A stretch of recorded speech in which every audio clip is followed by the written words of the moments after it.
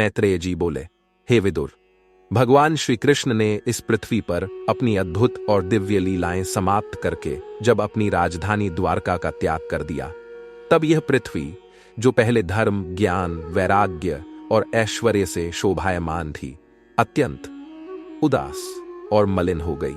जैसे कोई रानी अपने पति के वियोग में दीन और उदास हो जाती है, वैसे ही यह पृथ्वी भी भगवान के जाने से श्रीहीन हो गई थी।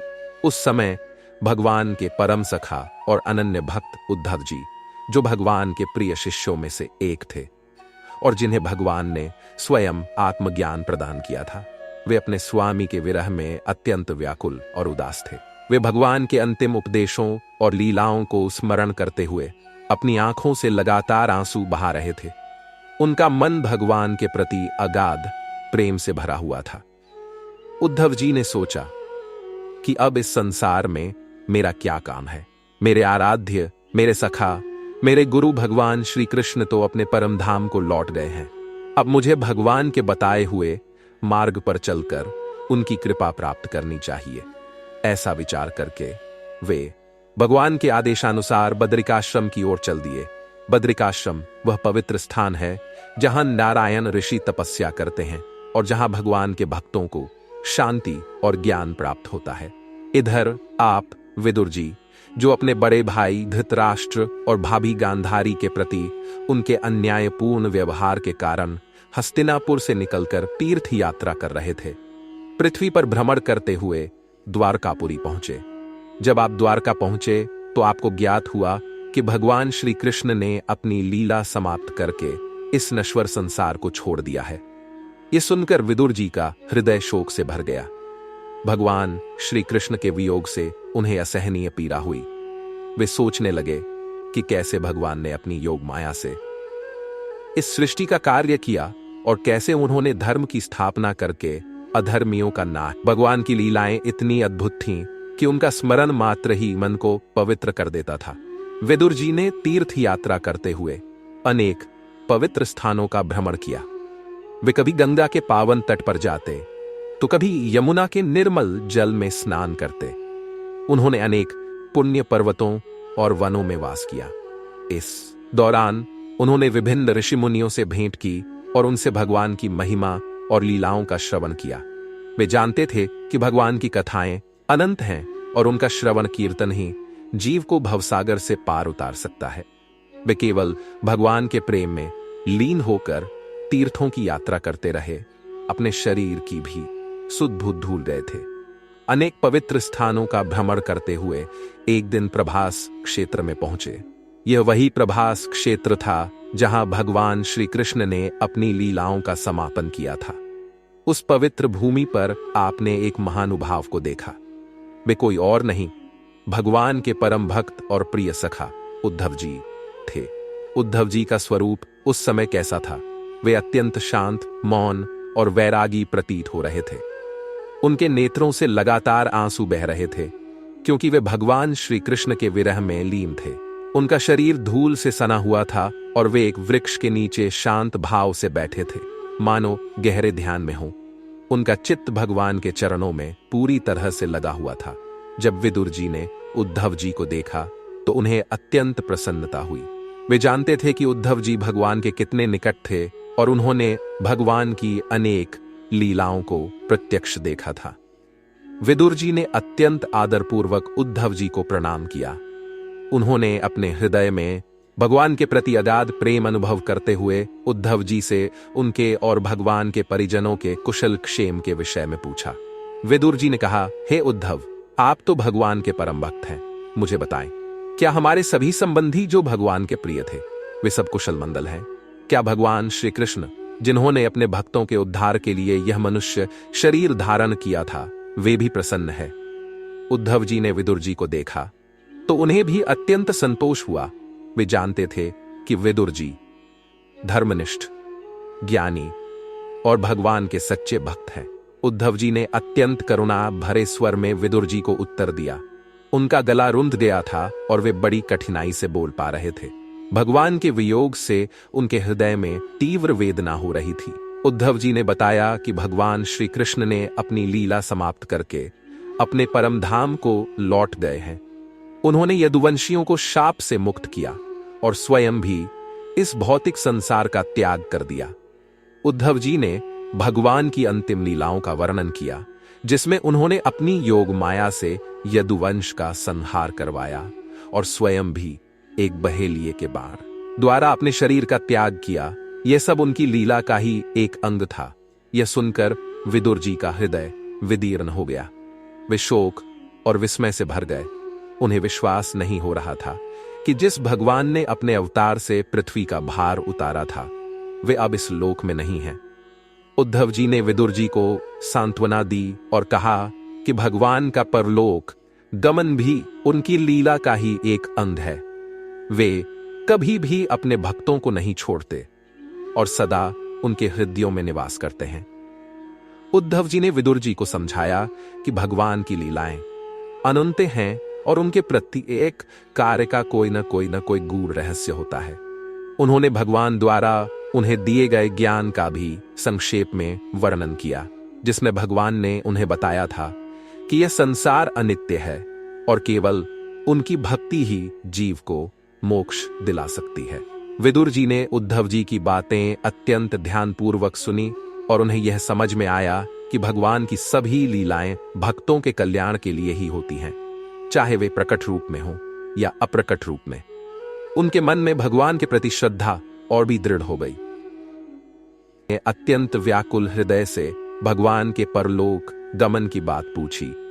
तब उद्धव जी, जिनकी आंखें भगवान के विरह में अश्रुपूर्ण थीं, उन्होंने भगवान श्री कृष्ण की उन अद्भुत लीलाओं का विस्तार से वर्णन करना आरंभ किया, जिन्हें स्वयं भगवान ने अपने अवतार काल में किया था।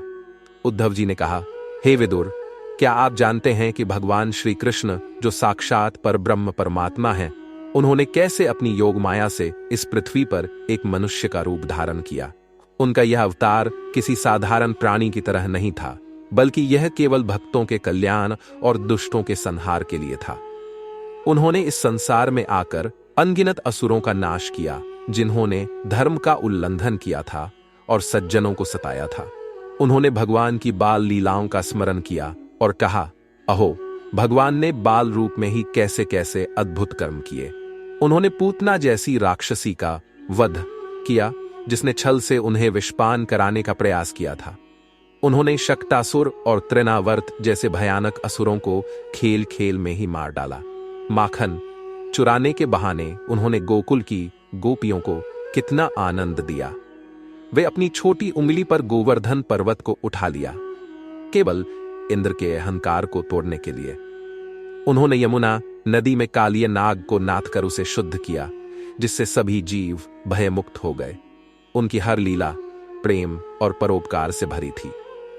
उद्धव जी ने आगे कहा, हे विदुर, भगवान ने केवल बाल लीलाएं ही नहीं की, बल्कि उन्होंने बड़े होने पर भी ऐसे ऐसे कार्य किए जो सामान्य मनुष्य के लिए असंभव है।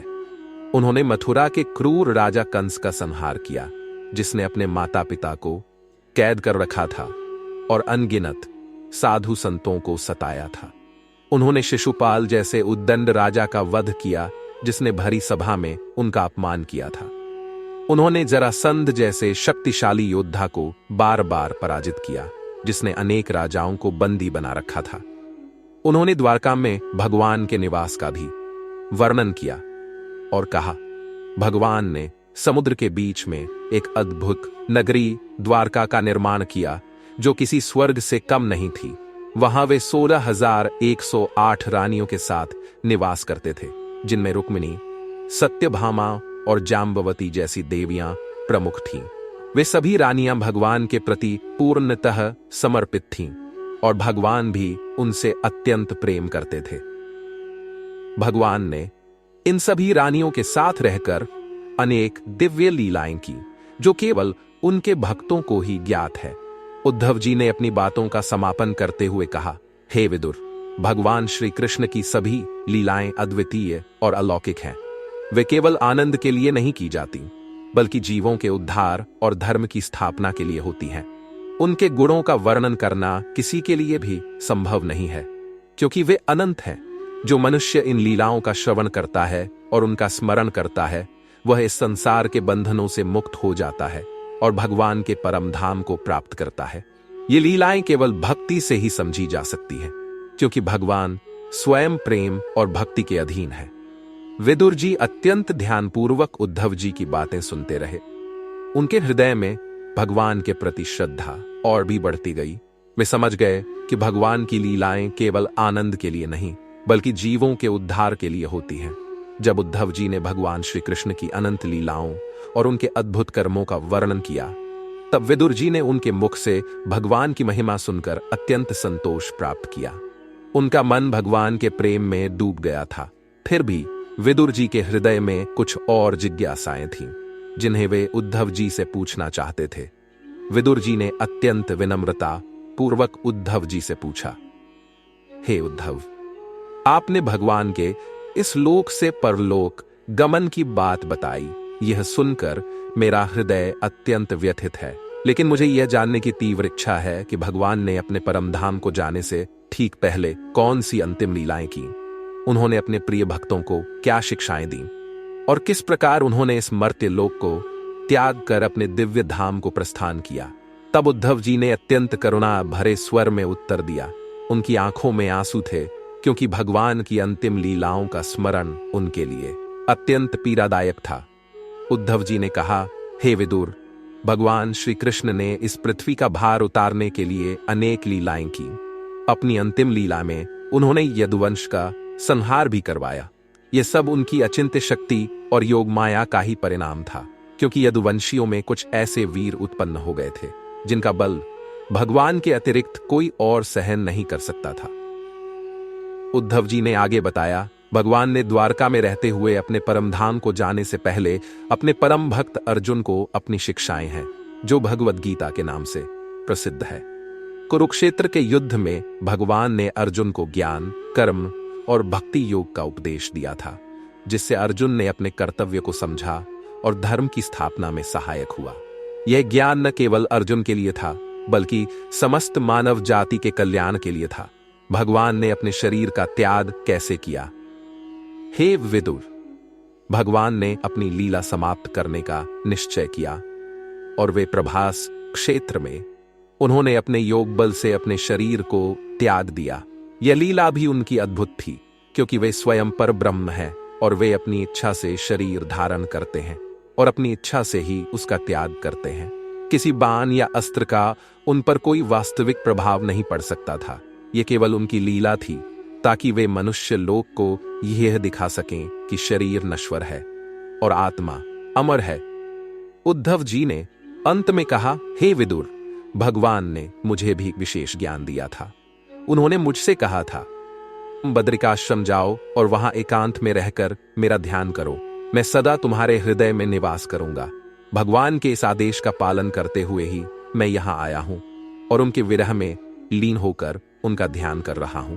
विदुर जी ने उद्धव जी की बातें सुनकर अत्यंत संतोष प्राप्त किया। उन्हें भगवान की अंतिम लीलाओं और उनके गूढ़ रहस्यों का ज्ञान हुआ। वे समझ गए कि भगवान की सभी लीलाएं, चाहे वे प्रकट रूप में हों या अप्रकट रूप में, भक्तों के कल्याण के लिए ही होती है और वे सदा अपने भक्तों पर कृपा करते हैं। जब उद्धव जी ने भगवान श्री कृष्ण की अद्भुत लीलाओं, उनके अवतारों और उनके परम धाम गमन का वर्णन किया, तब विदुर जी का हृदय अत्यंत आनंदित हुआ। उनके मन में भगवान के प्रति अगाध श्रद्धा और प्रेम उत्पन्न हो गया। अब उन्हें भगवान के वास्तविक स्वरूप को जानने की उत्कट इच्छा हुई। विदुर जी ने अत्यंत विनम्रतापूर्वक और जिज्ञासा से भरे हृदय से मैत्रेय मुनि से पूछा, हे मुनिवर, मैंने भगवान की लीलाओं का श्रवण करके अपने मन को पवित्र किया है। अब मेरे हृदय में इस सृष्टि की उत्पत्ति के विषय में एक बड़ी जिज्ञासा है। मुझे यह जानने की तीव्र इच्छा है कि इस संपूर्ण ब्रह्मांड की रचना कैसे हुई, इसमें भगवान की क्या भूमिका है और किस प्रकार वे इस सृष्टि के कर्ता, धर्ता और संहारक हैं। विदुर जी ने आगे पूछा, हे भगवान, आपने बताया कि भगवान ही इस सृष्टि के मूल कारण है, लेकिन मुझे यह स्पष्ट रूप से जानना है कि किस प्रकार भगवान ने अपने आप से ही इस विशाल ब्रह्मांड का निर्माण किया। वे कैसे अपनी ही शक्ति से इस जगत को उत्पन्न करते हैं और फिर किस प्रकार वे इसमें प्रवेश करके इसे धारण करते हैं। यह सब मुझे अत्यंत आश्चर्यचकित करता है। और मैं इस रहस्य को समझना चाहता हूं। तब मैत्रेय मुनि, जो परम ज्ञानी और शांत स्वभाव के थे, उन्होंने विदुर जी के इस श्रेष्ठ प्रश्न की सराहना की। वे जानते थे कि विदुर जी की यह जिज्ञासा केवल ज्ञान प्राप्ति के लिए नहीं, बल्कि आत्म साक्षात्कार की ओर बढ़ने का मार्ग है। मैत्रेय मुनि ने उत्तर देना आरंभ किया और कहा, हे विदुर, आपका यह प्रश्न अत्यंत गूढ़ है और इसे वही पूछ सकता है जिसके हृदय में भगवान के प्रति सच्ची निष्ठा हो। यह सृष्टि भगवान की इच्छा से ही उत्पन्न हुई है। भगवान ही इसके परम कारण हैं। वे अपनी अनंत शक्ति से ही इस जगत का निर्माण करते हैं, उसका पालन करते हैं और अंत में उसे अपने में ही विलीन कर लेते हैं।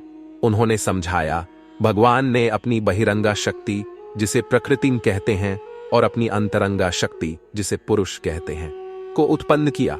यह प्रकृति त्रिगुणमयी है।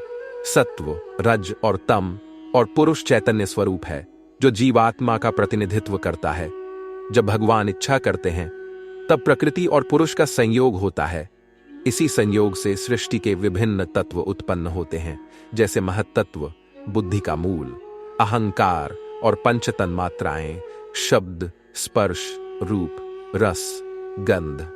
मैत्रेय मुनि ने आगे कहा, हे विदुर, भगवान इस सृष्टि में व्याप्त है। वे ही प्रत्येक जीव के हृदय में आत्मा के रूप में निवास करते हैं। वे ही सभी कर्मों के साक्षी हैं और वे ही जीवों को उनके कर्मों का फल प्रदान करते हैं। जैसे एक ही सूर्य अपनी किरणों से पूरे जगत को प्रकाशित करता है, वैसे ही भगवान एक होते हुए भी अपनी शक्ति से इस अनंत सृष्टि में व्याप्त रहते हैं। उनकी माया शक्ति इतनी प्रबल है कि वह जीवों को मोहित कर देती है और उन्हें यह भ्रम होता है कि वे शरीर हैं, लेकिन वास्तव में जीव भगवान का ही अंश है और माया के प्रभाव से वह अपने वास्तविक स्वरूप को भूल जाता है। भगवान ही इस सृष्टि के प्रत्येक अणु में विद्यमान है और वे ही इसे नियंत्रित करते हैं। विदुर जी ने मैत्रेय मुनि की बातें सुनकर अत्यंत संतोष प्राप्त किया। उन्हें सृष्टि के रहस्य और उसमें भगवान की भूमिका को समझने में सहायता मिली। उनके मन में भगवान की शक्ति और महिमा के प्रति और भी अधिक श्रद्धा उत्पन्न हुई।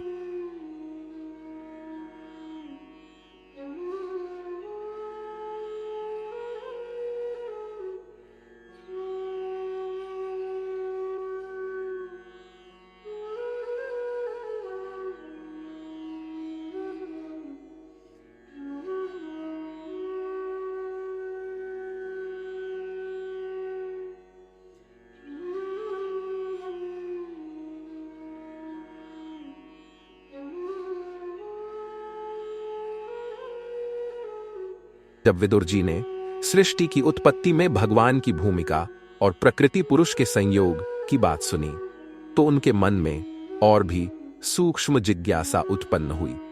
वे इस जटिल प्रक्रिया को और अधिक स्पष्ट रूप से समझना चाहते थे।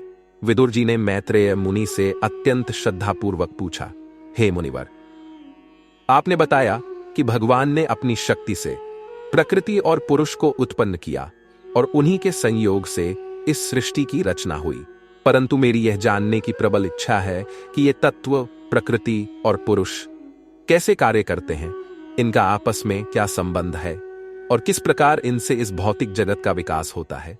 तब मैत्रेय मुनि, जो सृष्टि ज्ञान के प्रकांड पंडित थे, उन्होंने विदुर जी के प्रश्न की गंभीरता को समझते हुए विस्तार से उत्तर देना आरंभ किया।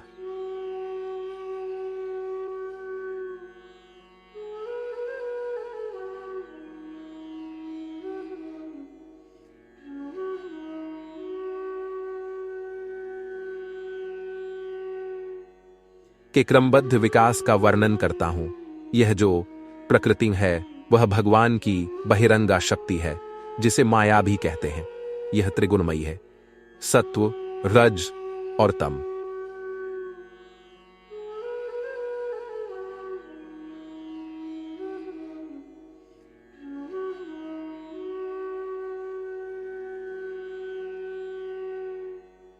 प्रकृति इन्हीं तीनों गुणों के संतुलन और असंतुलन से कार्य करती है और पुरुष भगवान की अंतरंगा शक्ति है, जो चैतन्य स्वरूप है। यह जीव का वास्तविक स्वरूप है, आत्मा। पुरुष निष्क्रिय है और प्रकृति क्रियाशील है। पुरुष साक्षी मात्र है, वह प्रकृति के गुणों में लिप्त नहीं होता, परंतु प्रकृति पुरुष के सान्निध्य से ही क्रियाशील होती है। जैसे एक अंधे व्यक्ति के कंधे पर एक लंगड़ा व्यक्ति बैठकर रास्ता बताता है, वैसे ही पुरुष आत्मा, प्रकृति, शरीर और इंद्रियां के साथ मिलकर संसार का अनुभव करता है। मैत्रेय मुनि ने आगे समझाया, जब भगवान सृष्टि करने की इच्छा करते हैं तब प्रकृति और पुरुष का संयोग होता है। इस संयोग से सबसे पहले महत्त्व उत्पन्न होता है जिसे बुद्धि का मूल भी कहते हैं। यह महत्त्व समस्त सृष्टि की चेतना का आधार है। महत्त्व से अहंकार उत्पन्न होता है, जिसके 3 रूप होते हैं।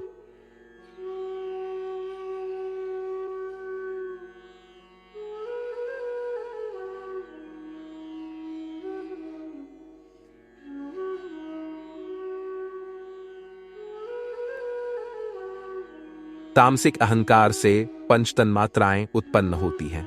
शब्द, स्पर्श, रूप, रस और गंध। इन्हीं 5 तन्मात्राओं से 5 महाभूत आकाश, वायु, अग्नि, जल, पृथ्वी का निर्माण होता है, जो इस स्थूल जगत के मूल घटक हैं। राजसिक अहंकार से 10 इंद्रियां, ज्ञानेंद्रियां, आंख, कान, नाक, जीभ, त्वचा, कर्मेंद्रियां, हाथ, पैर, वाणी, गुदा, उपस्थ उत्पन्न होती हैं और सात्विक अहंकार से मनन और देवता उत्पन्न होते हैं, जो इंद्रियों को शक्ति प्रदान करते हैं। इस प्रकार हे विदुर, ये सभी तत्व, महत्त्व, अहंकार, 5 तन्मात्राएं, 5 महाभूत, इंद्रियां, मन, बुद्धि प्रकृति के गुणों के प्रभाव से उत्पन्न होते हैं और आपस में मिलकर इस जटिल ब्रह्मांड की रचना करते हैं। भगवान इन सभी तत्वों के पीछे रहकर उन्हें नियंत्रित करते हैं और उन्हें कार्य करने की शक्ति प्रदान करते हैं। विदुर जी ने मैत्रेय मुनि की बातें सुनकर अत्यंत संतोष प्राप्त किया। उन्हें सृष्टि के सूक्ष्म तत्वों और उनके आपस में संबंध को समझने में सहायता मिली। उनके मन में भगवान की अद्भुत रचना शक्ति के प्रति और भी अधिक श्रद्धा उत्पन्न हुई। जब विदुर जी ने सृष्टि के विभिन्न तत्वों और उनके निर्माण प्रक्रिया को समझा, तो उनके मन में एक और गहन प्रश्न उत्पन्न हुआ। वे जानना चाहते थे कि इन सब के पीछे भगवान किस प्रकार से कार्य करते हैं और कैसे वे इस संपूर्ण ब्रह्मांड में व्याप्त हैं। विदुर जी ने मैत्रेय मुनि से अत्यंत उत्सुकता से पूछा, हे मुनिवर, आपने ये तो बताया कि भगवान ने अपनी शक्ति से प्रकृति और पुरुष के संयोग से इस सृष्टि की रचना की।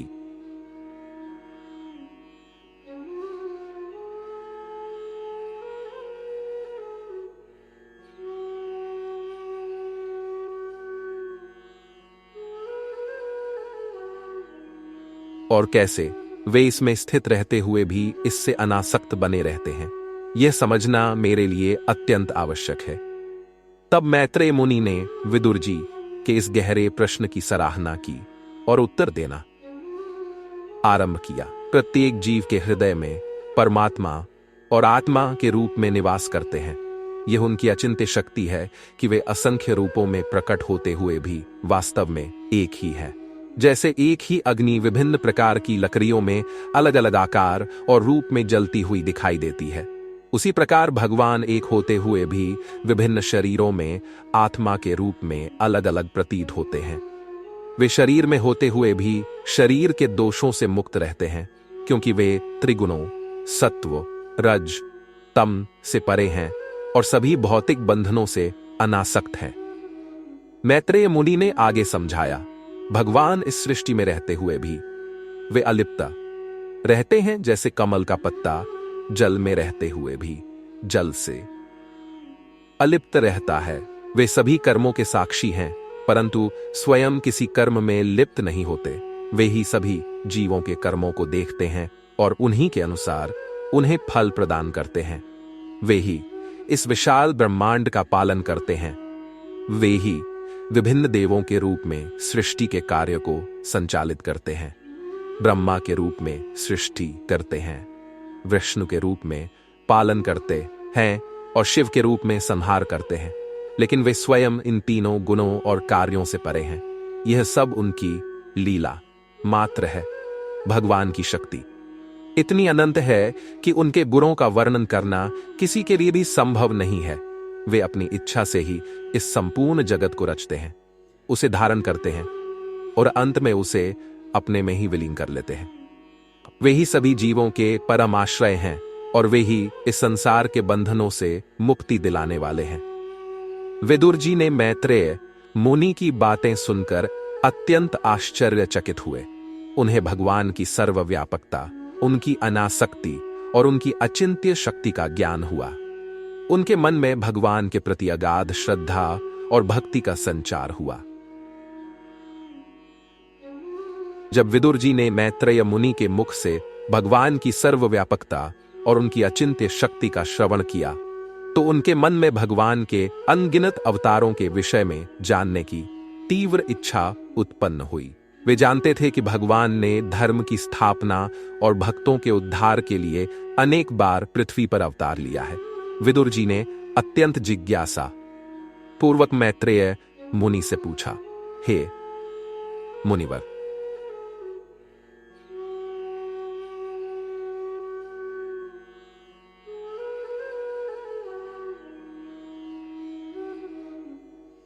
अब मेरी यह जानने की प्रबल इच्छा है कि भगवान ने इस सृष्टि में धर्म की रक्षा और दुष्टों के संहार के लिए कितने अवतार लिए हैं।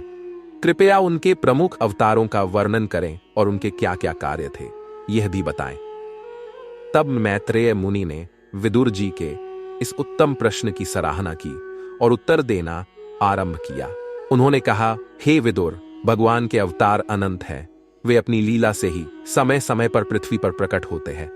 जब भी धर्म का ह्रास होता है और अधर्म की वृद्धि होती है, कोई भी उनके सभी अवतारों का पूर्ण रूप से वर्णन नहीं कर सकता, क्योंकि वे असीम हैं।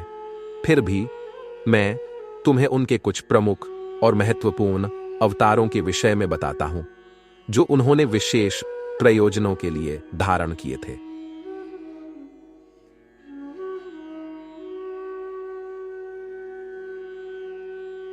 प्रलय के समय जब समस्त पृथ्वी जल में डूब गई थी, तब उन्होंने एक विशाल मछली का रूप लेकर वैवस्वत, मनु और सप्तऋषियों को नौका में बैठाकर उनकी रक्षा की थी और वेदों को भी बचाया था, जो हयग्रीव नामक दैत्य ने चुरा लिए थे। फिर उन्होंने कूर्म अवतार लिया, एक विशाल कछुए का रूप। समुद्र मंथन के समय जब मंदराचल पर्वत डूबने लगा था, तब भगवान ने अपनी पीठ पर उसे धारण करके देवों और असुरों को अमृत प्राप्त करने में सहायता की थी। इसके बाद जब हिरण्याक्ष नामक बलवान दैत्य ने पृथ्वी को पाताल लोक में छिपा दिया था, तब भगवान ने वराह अवतार धारण किया। वे एक विशाल वराह सुअर के रूप में प्रकट हुए और अपने दांतों पर पृथ्वी को उठाकर उसे पाताल से बाहर लाए और हिरण्याक्ष का वध किया। जब हिरण्यकशिपु नामक दैत्य ने भगवान का विरोध किया और अपने पुत्र प्रहलाद को सताना आरंभ किया, तब भगवान ने नृसिंह अवतार लिया। वे आधे मनुष्य और आधे सिंह के रूप में खंभे से प्रकट हुए और हिरण्यकशिपु का वध करके अपने भक्त प्रहलाद की रक्षा की। उन्होंने वामन जब बलि महाराज ने तीनों लोकों पर अधिकार कर लिया था, तब भगवान ने 3 पग भूमि दान में मांगी और अपने विशाल रूप में तीनों लोकों को नापकर इंद्र को उनका राज्य वापस दिलाया। उन्होंने राम अवतार धारण किया, जो धर्म के साक्षात स्वरूप थे। उन्होंने रावण जैसे बलवान राक्षस का संहार किया और आदर्श राजा का उदाहरण प्रस्तुत किया। और अंत में उन्होंने कृष्ण अवतार लिया, जो सभी अवतारों में पूर्णतम थे। उन्होंने अपनी अद्भुत लीलाओं से पृथ्वी का भार उतारा, धर्म की स्थापना की और अपने भक्तों को परमानंद प्रदान किया, जैसा कि तुमने उद्धव जी से सुना। मैत्रेय मुनि ने समापन करते हुए कहा, हे विदुर, भगवान के ये सभी अवतार भक्तों के कल्याण के लिए और धर्म की रक्षा के लिए होते हैं। वे अपनी इच्छा से प्रकट होते हैं और अपने लीला कार्य पूर्ण करके तिरोहित हो जाते हैं। उनके गुणों का वर्णन करना असंभव है, क्योंकि वे अनंत हैं। विदुर जी ने मैत्रेय मुनि के मुख से भगवान के इन अद्भुत अवतारों का श्रवण करके अत्यंत आनंद प्राप्त किया। उनके मन में भगवान की शक्ति, करुणा और न्याय के प्रति अगाध श्रद्धा उत्पन्न हुई। जब विदुर जी ने मैत्रेय मुनि के मुख से भगवान के अनंत अवतारों की कथा सुनी तो उनके मन में सृष्टि के आरंभिक क्षणों को जानने की प्रबल इच्छा हुई। वे जानना चाहते थे कि किस प्रकार इस ब्रह्मांड की रचना हुई और उस समय ब्रह्मा जी ने भगवान की किस प्रकार स्तुति की थी। विदुर जी ने मैत्रेय मुनि से अत्यंत विनम्रता से पूछा, हे मुनिवर, आपने भगवान की अद्भुत लीलाओं और उनके अवतारों का वर्णन किया। अब मेरी यह जानने की उत्कट इच्छा है कि इस सृष्टि के आदि में जब भगवान ने कमल नाभि से ब्रह्मा जी को उत्पन्न किया तब ब्रह्मा जी ने भगवान की किस प्रकार स्तुति की थी और उस समय उनकी क्या स्थिति थी। तब मैत्रेय मुनि ने विदुर जी के इस अत्यंत महत्वपूर्ण प्रश्न की प्रशंसा की, क्योंकि यह प्रश्न सृष्टि के मूल रहस्य से जुड़ा था। उन्होंने उत्तर देना आरंभ किया और कहा, हे विदुर, ध्यान से सुनो। मैं तुम्हें उस समय का वर्णन करता हूं जब ब्रह्मा जी ने भगवान की स्तुति की थी। कल्प के आदि में जब भगवान श्री कृष्ण, जिन्हें आदि नारायण भी कहते हैं, अपने योग निद्रा से जागे तब उनकी नाभि से एक विशाल कमल प्रकट हुआ। उस कमल के ऊपर स्वयं ब्रह्मा जी प्रकट हुए, लेकिन वे उस समय अत्यंत भ्रमित थे। वे यह नहीं समझ पा रहे थे कि वे कौन हैं, कहां से आए हैं और उनका क्या कर्तव्य है। ब्रह्मा जी ने चारों दिशाओं में देखा, लेकिन उन्हें अपने अतिरिक्त कुछ भी दिखाई नहीं दिया।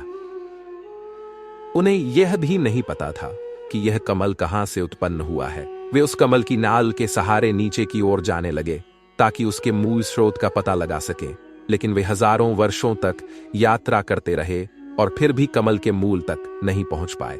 वे अत्यंत थक गए और निराश होकर वापस कमल के ऊपर आ गए। जब ब्रह्मा जी अत्यंत चिंतित और भयभीत होकर बैठे थे तब उन्हें तपस्या करो यह अक्षर सुनाई दिया। इस दिव्य वाणी को सुनकर ब्रह्मा जी ने निश्चय किया कि उन्हें तपस्या करनी चाहिए। उन्होंने सहस्त्रों वर्षों तक एकाग्र चित्त से भगवान का ध्यान किया और कठोर तपस्या की। उनकी तपस्या से उनका मन शुद्ध हो गया और उन्हें दिव्य दृष्टि प्राप्त हुई। अपनी तपस्या के बल पर ब्रह्मा जी ने अपने ही हृदय में भगवान के विराट स्वरूप का दर्शन किया। उन्होंने देखा कि भगवान अनंत शैया पर क्षीर सागर में विराजमान हैं। उनके नखों से लेकर मुकुट तक सभी अंग दिव्य ज्योति से युक्त हैं। उनके नेत्र कमल जैसे, वाणी अत्यंत मधुर और रूप अनुपम था। भगवान अपनी चार भुजाओं में शंख, चक्र, गदा और पद्म धारण किए हुए थे। भगवान के इस अद्भुत रूप का दर्शन करके ब्रह्मा जी अत्यंत प्रसन्न हुए। उन्होंने अपने नेत्रों से आंसू बहाते हुए भगवान की स्तुति करना आरंभ किया। उन्होंने भगवान को ही समस्त सृष्टि का मूल कारण, सभी शक्तियों का स्रोत और परम सत्य बताया। ब्रह्मा जी ने भगवान से प्रार्थना की, हे भगवान, मैं आपकी माया से मोहित होकर भ्रमित था। अब आपकी कृपा से मुझे आपका दर्शन प्राप्त हुआ है। आप ही इस सृष्टि के कर्ता हैं, पालक हैं और संहारक हैं। कृपया मुझे सृष्टि करने की शक्ति प्रदान करें और मुझे इस कार्य में सफल बनाएं। मैं आपकी आज्ञा का पालन करते हुए इस जगत का निर्माण करना चाहता हूं। ब्रह्मा जी ने भगवान से यह भी प्रार्थना की कि उन्हें कभी भी अहंकार और आसक्ति न घेरे और वे सदा भगवान के चरणों में समर्पित रहें। उन्होंने भगवान के गुणों और महिमा का गान किया और कहा कि भगवान की कृपा के बिना कोई भी इस भवसागर से पार नहीं पा सकता। मैत्रेय मुनि ने कहा। ब्रह्मा जी की स्तुति से प्रसन्न होकर भगवान ने उन्हें सृष्टि का ज्ञान प्रदान किया और उन्हें सृष्टि करने का सामर्थ्य भी दिया। भगवान ने उन्हें आदेश दिया कि वे धर्म के अनुसार सृष्टि का विस्तार करें और कभी भी मोहित न हो। विदुर जी ने मैत्रेय मुनि के मुख से ब्रह्मा जी की इस अद्भुत स्तुति और भगवान की कृपा का श्रवण करके अत्यंत आनंद प्राप्त किया।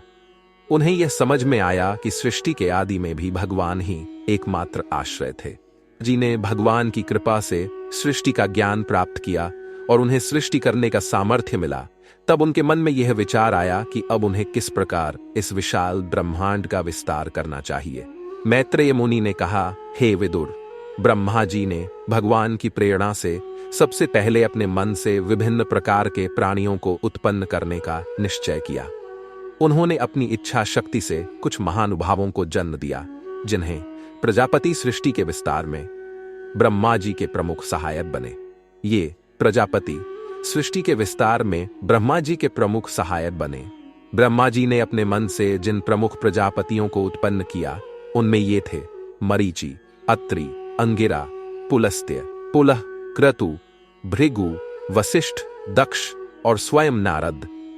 ये सभी ऋषि मुनि अत्यंत ज्ञानी, तपस्वी और भगवान के परम भक्त थे। इन प्रजापतियों को उत्पन्न करने के बाद ब्रह्मा जी ने उन्हें सृष्टि के विभिन्न कार्यों में नियुक्त किया। उदाहरण के लिए मरीचि दक्ष प्रजापति ने भी अनेक पुत्रियों को उत्पन्न किया, जिनसे सृष्टि का विस्तार हुआ। नारद जी को भक्ति और ज्ञान के प्रचार का कार्य सौंपा गया। इन प्रजापतियों ने अपने अपने कार्यों को संभाला और ब्रह्मा जी के आदेशानुसार सृष्टि में विभिन्न प्रकार के जीवों की उत्पत्ति की। उन्होंने मनुष्य, देवता, असुर, पशु पक्षी और अन्य सभी प्रकार के प्राणियों को उत्पन्न करने में सहायता की। ये सभी प्रजापति धर्म के मार्ग पर चलते हुए सृष्टि का पालन करते थे और उसे व्यवस्थित रखते थे। मैत्रेय मुनि ने आगे कहा, हे विदुर, भगवान इन प्रजापतियों के माध्यम से ही इस सृष्टि का विस्तार करते हैं। वे ही इन सभी जीवों के नियामक हैं और वे ही उन्हें कर्म करने की प्रेरणा देते हैं। ब्रह्मा जी, जो स्वयं भगवान की शक्ति से उत्पन्न हुए थे, उन्होंने भी भगवान के ही आदेशों का पालन करते हुए इस विशाल ब्रह्मांड की रचना की। इस प्रकार ब्रह्मा जी ने अपनी तपस्या और भगवान की कृपा से इस संपूर्ण जगत का निर्माण किया। उन्होंने न केवल जीवों को उत्पन्न किया, बल्कि उनके लिए उचित वातावरण और जीवन यापन के साधन भी बनाए। ये सब भगवान की अद्भुत योजना का ही एक हिस्सा था। विदुर जी ने मैत्रेय मुनि की बातें सुनकर अत्यंत प्रसन्नता प्राप्त की। उन्हें सृष्टि के क्रमबद्ध विकास और विभिन्न प्रजापतियों की भूमिका का ज्ञान हुआ। उनके मन में भगवान की अद्भुत रचना शक्ति और व्यवस्था के प्रति और भी अधिक श्रद्धा उत्पन्न हुई।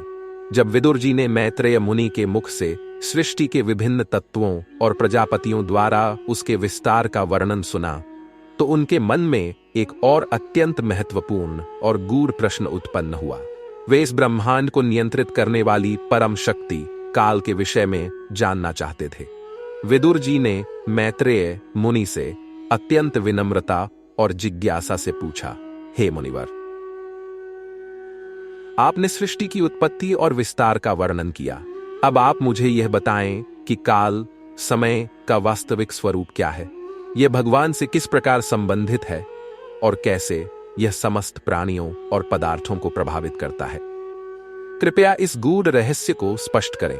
तब मैत्रेय मुनि, जो परम ज्ञानी थे और काल के स्वरूप को भली भांति जानते थे, उन्होंने विदुर जी के इस श्रेष्ठ प्रश्न की सराहना की।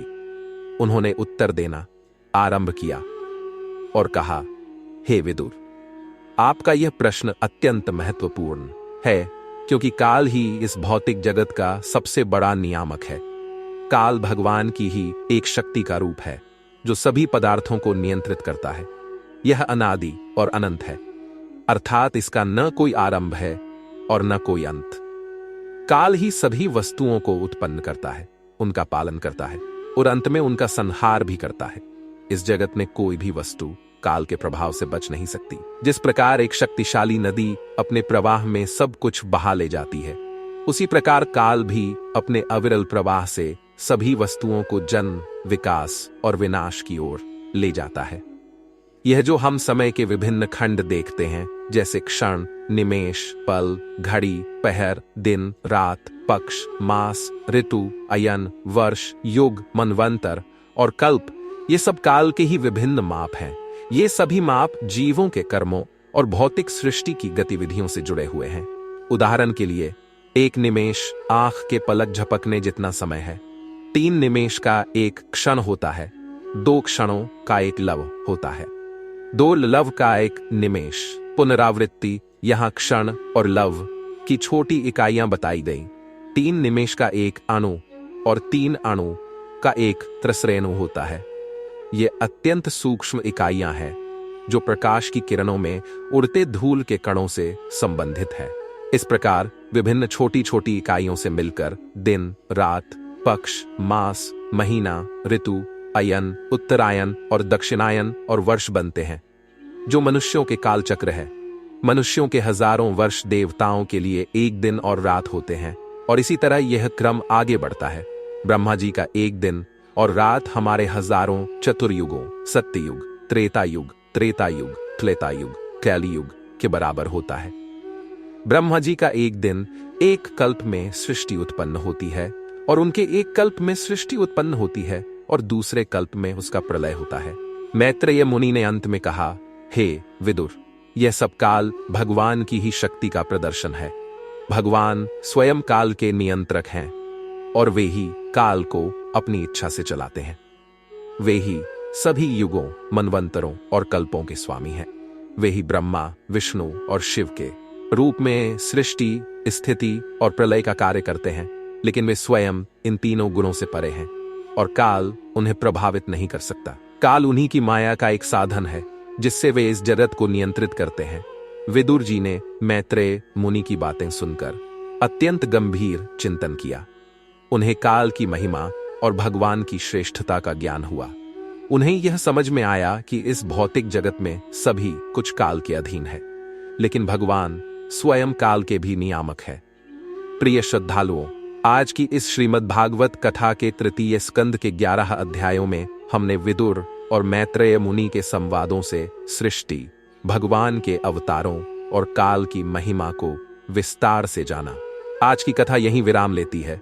अगले वीडियो में हम आगे की कथा में जानेंगे कि किस प्रकार ब्रह्मा जी ने सृष्टि का अद्भुत सर्जन किया और विभिन्न प्रजापतियों की क्या भूमिका रही। आने वाले वीडियो की नोटिफिकेशन पाने के लिए चैनल को सब्सक्राइब करके रखें तथा इस वीडियो को लाइक, शेयर जरूर करें, जिसके लिए हमें आप सभी का समर्थन चाहिए। तो चलिए आज की कथा से हमें अनुमति दीजिए।